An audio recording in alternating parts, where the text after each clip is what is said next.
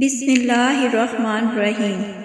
شروع اللہ کے نام سے جو بڑا مہربان اور نہایت رحم کرنے والا ہے۔ حسن خاتمہ سے کیا مراد ہے؟ الشیخ بن عثیمین رحمۃ اللہ فرماتے ہیں، اچھے انجام کا مطلب یہ نہیں کہ آپ ضرور مسجد میں فوت ہوں یا جائے نماز پر، یا جس وقت آپ فوت ہوں تو قرآن پاک آپ کے ہاتھ میں ہو، یا بیت اللہ کا طواف کر رہے ہوں۔ تمام مخلوقات میں سے بہترین حضرت محمد صلی اللہ علیہ وآلہ وسلم جس وقت فوت ہوئے تھے تو وہ اپنے بستر پر سیدہ عائشہ صدیقہ کی گود میں تھے۔ آپ صلی اللہ علیہ وآلہ وسلم کے دوست ابو بکر صدیق رضی اللہ تعالی عنہ جو صحابہ میں بہترین تھے، وہ اپنے بستر پر فوت ہوئے۔ خالد بن ولید رضی اللہ تعالی عنہ جن کا لقب سیف اللہ تھا، وہ اپنے بستر پر فوت ہوئے۔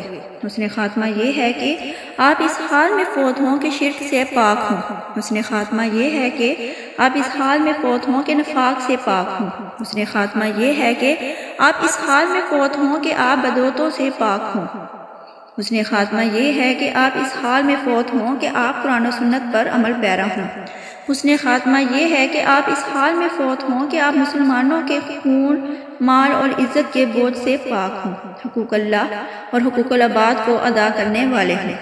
حسن خاتمہ یہ ہے کہ آپ اس حال میں فوت ہوں کہ آپ کا دل سلامت ہو، نیت پاک ہو اور آپ حسن اخلاق سے پر ہوں۔ کسی مسلمان کے لیے آپ کے دل میں کوئی بغض، کینہ، بدگمانی اور نفرت نہ ہو۔ حسن خاتمہ یہ ہے کہ آپ اس حال میں فوت ہوں کہ آپ پانچوں نمازوں کو ان کے وقت پر ادا کرنے والے ہوں۔ اللہم انا نسألک حسن الخاتمہ، اللہم احسن عاقباتنا فی الامور کلہا واجرنا من خزی الدنیا وعذاب الآخرہ۔ اللہ پاک تمام کاموں میں ہمارا انجام اچھا کرے۔ نور، اس پیغام کو دوسروں تک پہنچائیں تاکہ اللہ کسی کی زندگی کو آپ کے ذریعے بدل دے۔ شکریہ۔